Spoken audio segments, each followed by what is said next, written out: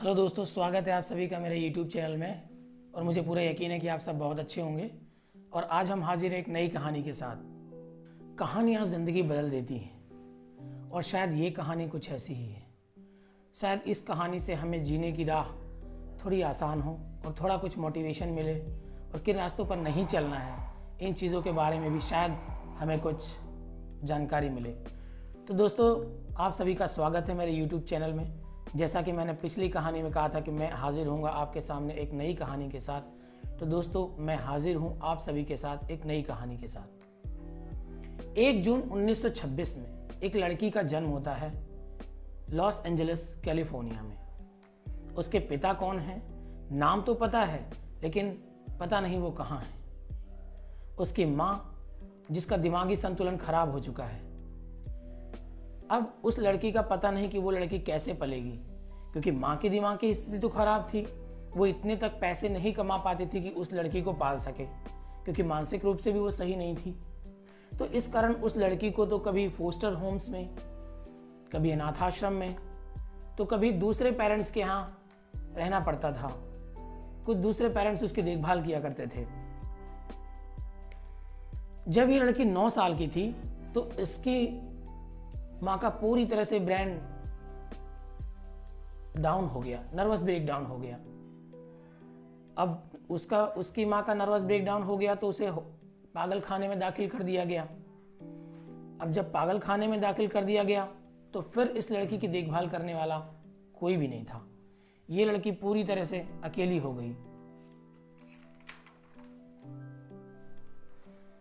इसे अनाथ आश्रम में भेजा गया। इस दौरान इस लड़की को बहुत कुछ झेलना पड़ा। सेक्सुअल अब्यूज, सेक्सुअल हरासमेंट्स और न जाने क्या क्या इस लड़की को यातनाएं सहनी पड़ी। इस लड़की ने खुद अपने इंटरव्यू में कहा कि जब वो 11 साल की थी तो उसके साथ बलात्कार हुआ। जेम्स डोहर्टी नामक व्यक्ति से उसने शादी कर ली और इसी दौरान वर्ल्ड वॉर 2 हो जाता है और जेम्स डोहर्टी को उसे छोड़कर जाना पड़ता है।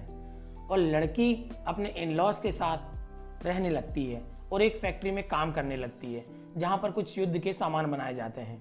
वहां पर कुछ यूएस आर्मी का एयर फोर्स डिवीजन आता है कुछ फीमेल वर्कर्स की फोटोग्राफ कैप्चर करने के लिए। उसमें एक फोटोग्राफर होते हैं डेविड कॉनवर, और डेविड कॉनवर की नज़र उस लड़की पर पड़ती है। अब वो लड़की 17-18 साल की थी। शायद उस समय उसका जो शरीर है एक युवा लड़की का आकार ले चुका था। उसका पूरा शरीर डेवलप हो चुका था, देखने में बहुत ही सुंदर लग रही थी। और डेविड कॉनर की नज़र जैसे ही उस लड़की पर पड़ती है वो उसे बुलाते हैं और उसके बहुत डिफरेंट पोजेस में उसके फोटोग्राफ्स लेते हैं। वो लड़की के फोटोज उन्हें बहुत पसंद आते हैं और वो लड़की अब उनके साथ जुड़कर एक मॉडलिंग का करियर अपना शुरू करती है।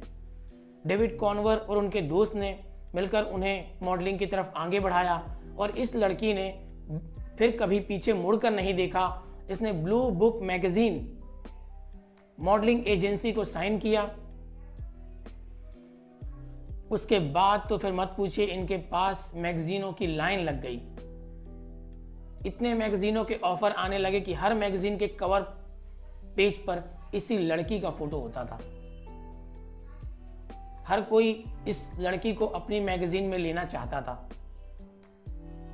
और धीरे धीरे ये मैगजीन हमारे जो जेम्स डोहर्टी हैं, जो युद्ध करने गए हुए हैं द्वितीय विश्व युद्ध में, उन तक पहुंच जाती है।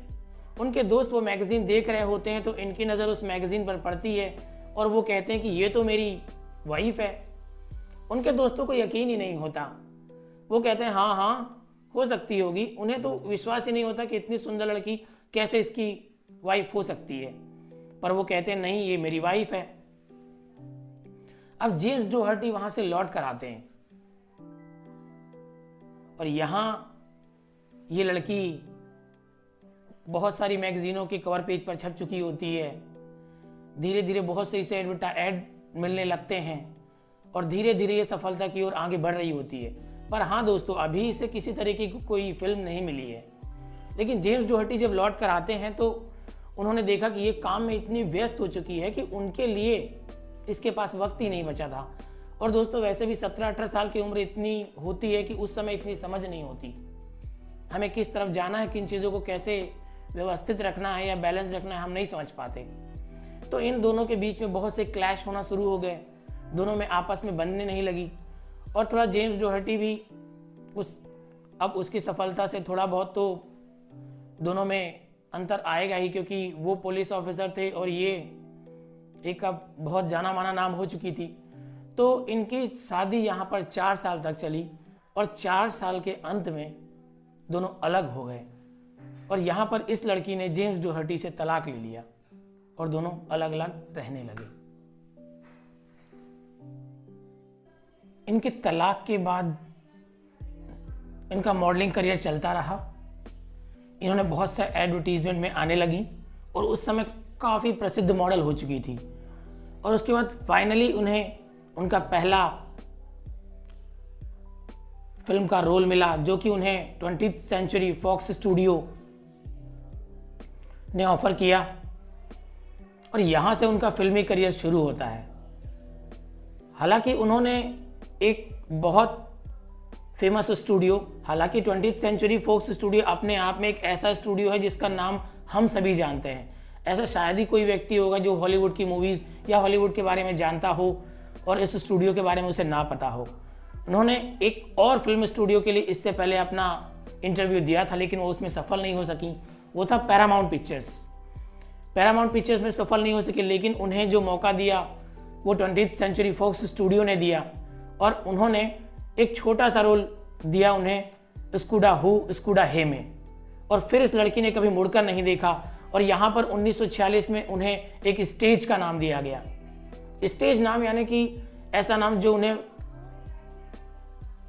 फिल्म में जिस नाम को उन्होंने यूज किया। और अगर मैंने वो नाम आपको बताया तो फिर शायद मुझे आगे उस नाम के बाद कुछ बताने की जरूरत नहीं पड़ेगी। दोस्तों वो नाम था मर्लिन मोनरो का। Marilyn Monroe. अब इस नाम के बाद शायद मुझे आगे कुछ बताने की जरूरत नहीं है कि वो कौन थी, उन्होंने क्या किया, क्योंकि ये नाम अपने आप में सब कुछ डिफाइन कर देता है। अगर मर्लिन मोनरो उनका नाम नहीं था तो उनका असली नाम क्या था? दोस्तों उनका असली नाम था जीन मॉर्टेंसन। जीन मॉर्टेंसन ही उनका असली नाम था। उसके बाद उन्होंने मर्लिन मोनरो अपना नाम रखा और वही नाम उनकी मृत्यु तक चलता रहा। दोस्तों इस लड़की ने पूरे अमेरिका में तबाही मचा दी, पूरी अमेरिका की फिल्म इंडस्ट्री पर छा गई। इसने एक छत्र राज किया उस फिल्म इंडस्ट्री पर अपने समय में। इसने पूरी फिल्म इंडस्ट्री पर अपना दबदबा बनाकर रख लिया। हर कोई हर फिल्म में केवल इसी लड़की को देखना चाहता था, हर व्यक्ति इसका दीवाना था। यह अमेरिका की सेक्स सिंबल बन चुकी थी। इसने वहां की प्ले बॉय मैगजीन में, प्ले बॉय मैगजीन तो आप सभी जानते होंगे, हर कोई चुप चुप के साथ इसे देखता ही होगा, उस मैगजीन में इसने अपना न्यूड सीन दिया, न्यूड पिक्चर दी। उस दशक की ये सबसे हाई पेड एक्ट्रेस बन चुकी थी और हर व्यक्ति इसे अपने फिल्म में, हर डायरेक्टर इसे अपने फिल्म में लेना चाहता था। और दोस्तों इसकी पॉपुलैरिटी का इतना आलम था कि उस समय के राष्ट्रपति जॉन एफ कैनेडी तक इसके दीवाने थे। तो आप समझ ही सकते हैं कि ये कितनी फेमस रही होगी। दोस्तों अब हम देखते हैं कि कहां से उठकर ये लड़की कहां तक चली आई, कितना स्ट्रगल, कितनी मेहनत से लेके इस पॉपुलैरिटी तक ये लड़की पहुंच गई।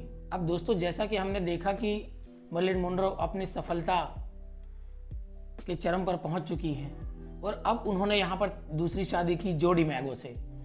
दोस्तों जो डिमैगो उन्हें बहुत प्यार करते थे और जो डिमैगो ने अंत तक उस लड़की का साथ दिया।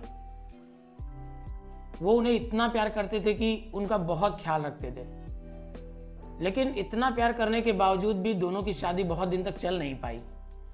इसके बहुत सारे कारण थे, क्योंकि जो डिमैगो में थोड़ा सा उनकी सफलता को लेकर जलन सी आ गई थी, जो कि स्वाभाविक था। हालांकि उनमें उनका पूरा दोष नहीं था। यहाँ पर मर्लिन मोनरो के भी बहुत सारे लोगों के साथ अफेयर थे और उनमें सफलता के साथ साथ थोड़ा सा आदमी के नेचर में भी चेंज आ जाता है, उनमें भी थोड़ा सा घमंड आ गया था। तो इन चीज़ों को लेकर उन्हें बहुत से वाद विवाद और कॉन्फ्लिक्ट आ गए और दोनों की शादी 1 साल के अंदर ही टूट गई। क्योंकि लेकिन दोनों बहुत अच्छे कपल थे, लोग उन्हें एक परफेक्ट कपल की उपाधि देते थे। लोग कहते थे कि इनसे अच्छा कोई कपल हो ही नहीं सकता, ये एक परफेक्ट कपल है। दोस्तों, इसी बीच उनका मिसकैरेज भी हुआ और उनके दिमाग पर सक्सेस का एक भूत सा चढ़ गया था और 1956 में उन्होंने तीसरी शादी की आर्थर मिलर से। दोस्तों, इस तीसरी शादी के बाद भी वो खुश नहीं रह पाई और सच कहूं तो जो डिमैगो से जब उनका तलाक हुआ और उनका वो जो मिसकैरेज हुआ, उसके बाद वो कुछ टूट सी गई थी। उन्हें कुछ अच्छा नहीं लगता था और काफी फ्रस्ट्रेशन और डिप्रेशन में रही। और सच कहूं तो जो डिमैगो से जब उनका तलाक हुआ तो उसके बाद वो टूट गई और अपने आप को वापस रिकवर नहीं कर पाई। फ्रस्ट्रेशन में रहने लगी, डिप्रेशन में रहने लगी, शराब पीने लगी और अब आते आते उनकी उम्र भी 30 साल हो चुकी थी। अब उनकी जवानी भी थोड़ा ढलने लगी थी और उनमें वो बात नहीं रही। शराब ज्यादा पीने लगी थी। अब इनकी फिल्में भी कम चलने लगी थी और डायरेक्टर भी इनसे किनारा करने लगे थे, क्योंकि अब ये उन चीज़ों को सीरियस नहीं लेती थी। जो लड़की अपने ज़माने में हर डायलॉग को अच्छे तरीके से याद रखती थी, वो लड़की अब डायलॉग्स भी भूलने लगी थी और अच्छे से बिहेव नहीं करती थी और धीरे धीरे इनकी पॉपुलैरिटी कम होने लगी, क्योंकि इनका एक ही स्टेज था, वो भी सेक्स सिंबल का। लेकिन अब ये अलग तरीके की फिल्म करना चाहती थी, उन्होंने अलग तरीके की फिल्म करी भी, लेकिन वो उतनी सक्सेस नहीं हो पाई। अब डायरेक्टर इनसे किनारा करने लगे। धीरे धीरे ये इतने डिप्रेशन में चली गई और इनका इलाज चलने लगा। दोस्तों, 36 की उम्र तक आते आते ये पूरी तरीके से डिप्रेशन में जा चुकी थी और फिल्में मिलना भी बंद हो गई थी। दोस्तों, 5 अगस्त 1962 को ये जगाने से भी नहीं जगी और इन्होंने नींद की 40 गोलियां खा ली और जब सुबह देखा गया तो ये बिस्तर पर बिना किसी कपड़ों के मृत पड़ी हुई थी। जिसे सारी दुनिया प्यार करती थी, जिसने 3 शादियां की, उस देश का राष्ट्रपति तक उनका दीवाना था, तो भी उस लड़की ने कहा कि मुझे प्यार नहीं मिला, मेरे जीवन में प्यार की कमी थी। क्योंकि दुनिया आपको धन, दौलत, शोहरत सब कुछ दे सकती है, लेकिन जीने की वजह तो हमें खुद ही खोजनी होगी, जो खुद को जानने से, खुद को प्यार करने से ही मिल पाती है। तो दोस्तों, कैसी लगी ये कहानी आप मुझे बताइए और इससे आपने क्या सीखा वो मुझे जरूर कमेंट करके बताइए।